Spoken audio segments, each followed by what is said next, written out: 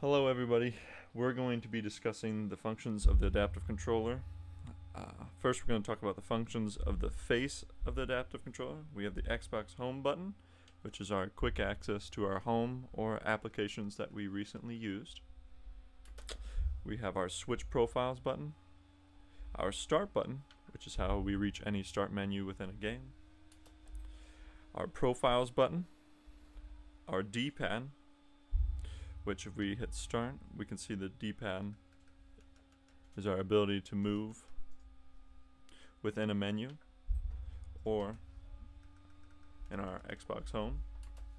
We have an A button, which in Rocket League it is our jump, but in the rest of the Xbox it is our select button. And then we have our B button, which is our back. In Rocket League it's boost, but in the rest of the Xbox features it is our back button. We will see them used as we go back to the home menu. We will hit start. We will use our D-pad to scroll down to exit. A is our select. Scroll over to yes, select.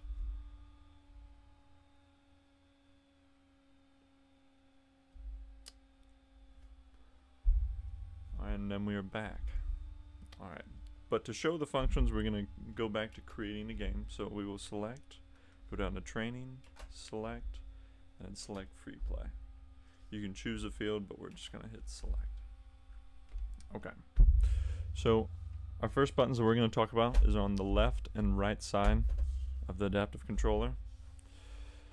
As you can see, there's a USB port and a headphone jack on the left side. This USB port, if you can see this, is L and it has a little toggle symbol. That's going to be our left toggle. If you have any reference to an Xbox controller, that will be the left side here. And then on the right side is our right toggle, and that's also a USB.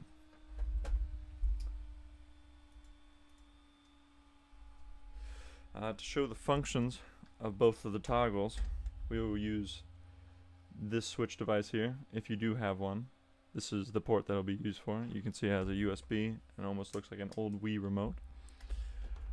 When we plug this into the side, it will be the left toggle of our Xbox controller. And if you can see, you will see that our wheels will move, and this is how we will turn. So this is how we will turn left to right. Okay. Now the right toggle is commonly used for our camera for games. If you can see, if we plug it into the right side, we'll be able to move our camera. Now, this isn't the only way to use toggles. We can also use toggles like this switch here that has a auxiliary port. You can see it's just almost like a headphone jack. Now, to reach those toggles again, if you don't have a USB but you have an auxiliary port like this one, we will use the back. On the back, you'll find these two buttons, which is X1 and X2. The X1 represents the left toggle on the left side, and the X2 represents the right toggle. So if we use our auxiliary, plug that in to, if you can see, X1, now our toggle will be used for movement. So we can control movement of the car, the turning. If we plug the auxiliary into X2, it will be used for our camera.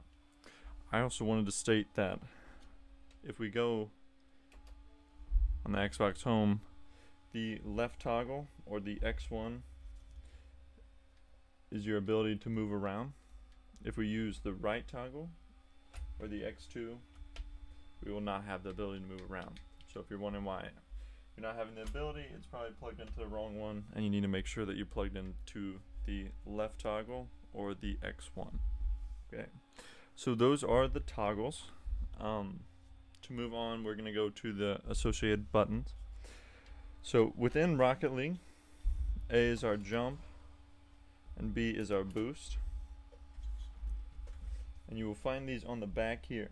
So every button is located on the back except for the two on the sides, which are USBs, but every auxiliary port switch, like the toggle that we saw before, or a switch like this one, where there's multiple auxiliary ports, these will be plugged in on the back. If you can see, every button that is on the Xbox controller is associated on the back. It goes from, this would be left to right, which maybe you can see the symbols here, but left to right we have our D-pad buttons. We have up, down, over left, and over right. We have our left toggle press, so that's if you press in on the left toggle. Sometimes that has a function. We have our bumper, left bumper, which is the left top bumper on the controller.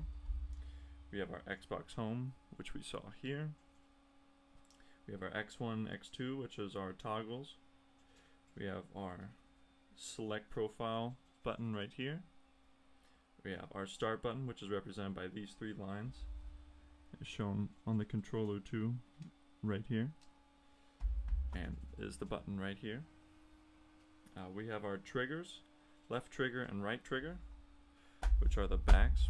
Mostly these are used for, like, left trigger is often associated with reversing or aiming in a shooter game, and then right trigger is associated with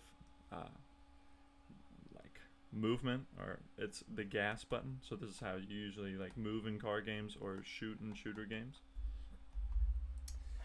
We have our right bumper, which is the right bumper side, or the right side, the bumper right above the trigger. We have our right toggle press, which is if you press in the right toggle on the controller. And then we have our A, B, X, and Y, which are here. X and Y. A, B are usually our select and back buttons, and then X, Y. Those buttons you will have a different function each game, but you can also control them, as we'll see later. And also we have this button here, which looks like our start button, but it's a little bit of a curved line. This is our sync button. So if you wanted to sync this adaptive controller with an Xbox, watch that video and we will show you how to do it. But this is our sync button, and that can also be found on the Xbox controller on the back. And then we have our power cable here, which is a USB-C cable, but we have it plugged in right now. So we're going to start with showing each function of every button on the controller in Rocket League, and then we will go to the Xbox Home. We're going to use our switch device here to show the function, and we're only going to be using the red button right now, but you can plug in multiple switches as well. So we found that, and we labeled ours, but you can also just like stress test them, so plug in each one and see which button is associated, and then I would suggest labeling them, that way you don't have to figure it out each time. But with our red button, if we'll go right to left. If we plug it into our Y, that's how we see the ball. So now the ball is, our screen is focused on just the front of the car, but if we press it again, it's focused on the ball. Our X button is usually our drift button, so if we're moving around, we're gonna have to plug in a toggle. But our X, if we're moving and we're turning, X is usually to drift. Okay. Our B button is associated on the face of the controller here, but is our boost. Our A button is a jump. It is shown here on the face of the controller, but also can be used on a switch. Our right toggle is how we see behind. So if you are driving and you see forward, this is how we kind of look behind our car. Our right bumper is in practice mode to reset, but I don't think it has any function within the game. Our right trigger is how we go without boosting, so just driving forward. Our left trigger is reversed. We have our start button here, which is how we get to our start menu. Our switch profiles button, which we don't have an open profile right now, so we won't use that. Our X2, which with this switch where it's just a button, it has no function, but if we plug in a toggle, we'll be able to move our camera around. Our Xbox home button. Our left bumper, which in practice mode it just kind of moves the ball around.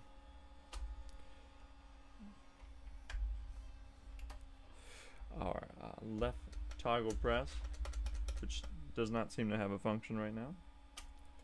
And then these are our bumpers, which right now they don't have a function within the game, but we will show how you can switch that around to where you can drive using that. But yes, those are the functions of the Xbox Adaptive Controller, but now we're going to learn how to switch them to whatever we would like. Thank you all for watching. If you want to figure out how to change key bindings, check out that video on our YouTube page.